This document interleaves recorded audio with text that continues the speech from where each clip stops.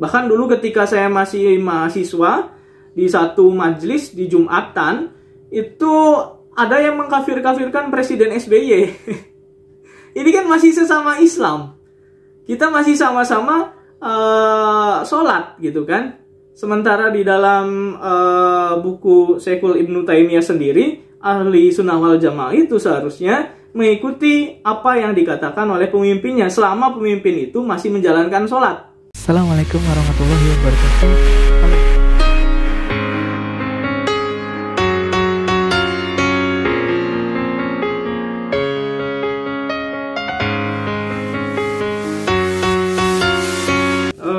Saya ingin meluruskan dulu ya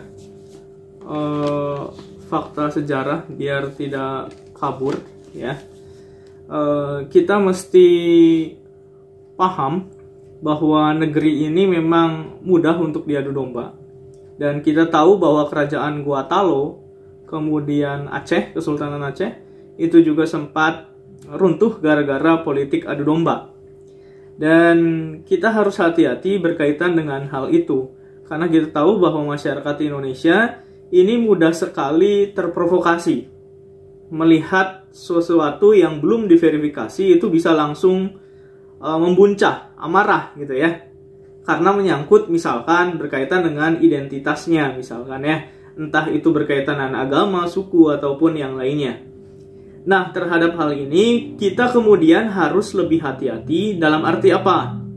Dalam arti bahwa setiap informasi yang masuk, itu kita harus validasi dulu. Ini sejauh mana kasus itu terjadi, kemudian bagaimana validitasnya? Apakah benar atau tidak? Bagaimana posisi kita?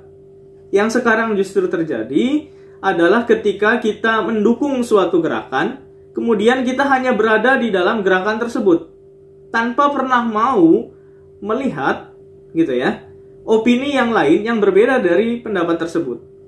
Taruhlah misalkan Tini menyukai pemerintah gitu ya. Jadi Tini buta terhadap informasi yang buruk tentang pemerintah. Nah, hal itu terjadi sekarang di mana orang yang tidak menyukai pemerintah itu bergabung dengan orang yang tidak menyukai pemerintah, kemudian tidak mau menerima informasi lain bahwa ternyata ada prestasi yang dihasilkan oleh pemerintah di satu sisi gitu kan. Nah, ini menjadi masalah di kita. Termasuk tadi, memang benar bahwa sekarang itu seolah-olah ada kriminalisasi ya bagi mereka menganggap terhadap ulama katakanlah, atau hal-hal seperti Islamophobia. Tetapi kita juga harus ingat bahwa kelompok-kelompok yang ada di Indonesia sekarang ini memang sengaja menggunakan bendera-bendera atau atribut kebesaran Islam. Nah, maka kita sebagai mahasiswa tentu harus punya paradigma lain dibandingkan masyarakat umum. Karena kita belajar, gitu kan? Ya, jadi kita tidak bisa menyimpulkan sesuatu berdasarkan apa yang kita lihat, atau misalkan kita melihat dari perspektif kelompok tersendiri. Jadi kita harus melihat dari sesuatu yang benar-benar objektif. Ya, jadi sekarang ini trik yang digunakan ya seperti itu. Misalkan kemarin pawai motor ya menggunakan atau atribut-atribut khilafah dan lain sebagainya, itu kemudian kan memunculkan pertanyaan di publik, untuk apa itu dilakukan? Sementara kita sudah merdeka, kita sudah selesai gitu kan ya. Sama seperti halnya kemarin waktu bulan puasa. Saya melihat ada beberapa perbedaan ketika pawai menyambut bulan puasa di beberapa daerah. Ini tidak mendiskreditkan satu wilayah, tapi gerakan ini itu kemudian ada kecenderungan berbeda. Di Cirebon, di Karawang, saya melihat informasi atau beritanya itu tidak ada sama sekali yang membawa atribut bendera tauhid misalkan. Tetapi pawai di Bandung yang di Jalan Asia Afrika itu mereka hampir semua menggunakan bendera itu. Nah, ini kan kemudian menjadi pertanyaan kita, untuk apa sebenarnya? Ya, karena prinsip saya sebenarnya ketika kita sudah menjalankan nilai-nilai Islam, nilai-nilai agama itu dengan baik, maka itu sudah selesai. Kita akan otomatis menjadi baik. Jadi tidak perlu memaksakan bahwa semua orang harus mengikuti syariat Islam. Ya, sejarahnya kan kalau kita lihat memang demikian. Ketika Panitia 9 dibentuk dalam dua kelompok gitu ya, kelompok nasionalis dan agamis, kita patut bersyukur bahwa kelompok nasionalis kita itu juga agamis. Kelompok maksudnya beragama gitu ya minimalnya. Kemudian kelompok agamis kita itu juga nasionalis. Sehingga kita tidak mudah dipecah belah seperti halnya negara-negara di Timur Tengah. Di Timur Tengah kan begitu perbedaannya, ya.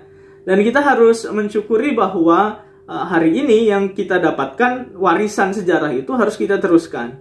Karena perubahan di dalam sila Pancasila itu sendiri nanti hubungannya dengan pembukaan gitu ya, dengan Piagam Jakarta, itu kan memang hasilnya dari perundingan, di mana para alim ulama ketika itu dari kalangan syariat Islam, kemudian dari kalangan NU dan Muhammadiyah, itu menyetujui bahwa ada perubahan. Dan perubahan itu tujuannya tidak lain adalah untuk memperkokoh persatuan kita dari negara yang baru merdeka.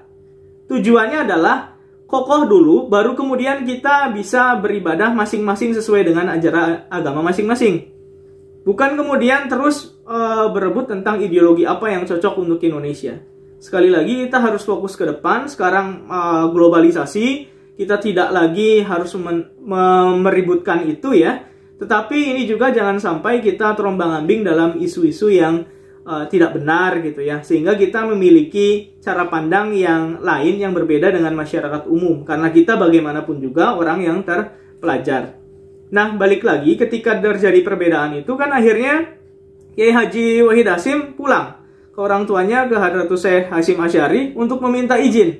Apakah apakah sila pertama itu diubah atau tidak? Akhirnya setelah melalui proses religius gitu ya, puasa, kemudian sholat. Nah, Hadratus Syekh menyimpulkan bahwa oke, nggak apa-apa diganti, tetapi manifestasinya adalah dibentuknya Kementerian Agama. Memang waktu itu sudah ada, tetapi belum menjadi kementerian. Nah, Kementerian Agama itulah yang kemudian mengurusi persoalan agama di kita, termasuk soal haji kalau hari ini. Ya, jadi bukan berarti negara ini menjauhkan dari nilai-nilai agama, tidak. Karena kita tahu wakil presiden kita pun seorang ulama. Tetapi kan sayangnya bagi kelompok yang lain, itu mah bukan ulama. Kan ada begini ya, kadang-kadang kita, kok ada kriminalisasi ulama? Ulama yang mana? Sementara yang lain juga menjadi wakil presiden. Kemudian timbul pertanyaan yang kedua, gimana sih kerjanya beliau itu misalkan? Kok nggak kelihatan kerja? Ya, jadi ini menjadi kontraproduktif. Di satu sisi dia mendukung ulama, tetapi di satu sisi menjungkalkan ulama dalam tanda kutip begitu. Jadi kita harus dalam posisi yang jelas. Kalau memang mendukung ulama ya semua ulama kita dukung, kecuali memang dalam konteks ini yang berupaya untuk menimbulkan perpecahan di antara kita sebagai umat Islam ataupun sebagai bangsa Indonesia. Gitu ya. Jadi sekali lagi kita harus hati-hati terhadap berbagai wacana yang ada, karena saya pun pernah mengalami itu ketika sekarang lebih bias lagi. Kalau dulu itu sudah jelas ya, ada HTI gitu kan. Gerakannya jelas di kampus-kampus mereka menyebarkan pamflet gitu kan ketika mau Jumatan misalkan. Kalau sekarang lebih bias lagi, sehingga ini yang kita harus lebih hati-hati. Bahkan dulu ketika saya masih mahasiswa di satu majelis di Jumatan itu ada yang mengkafir-kafirkan Presiden SBY. Ini kan masih sesama Islam, kita masih sama-sama sholat gitu kan. Sementara di dalam buku Syekhul Ibnu Taimiyah sendiri, ahli sunnah wal jamaah itu seharusnya mengikuti apa yang dikatakan oleh pemimpinnya selama pemimpin itu masih menjalankan sholat. Kan gitu ya. Nah, oleh kelompok-kelompok yang lain ini coba dihilangkan. Jadi kita sekali lagi harus bisa menerima informasi-informasi yang ada di lingkungan kita ini dengan baik, dengan jernih. Ya.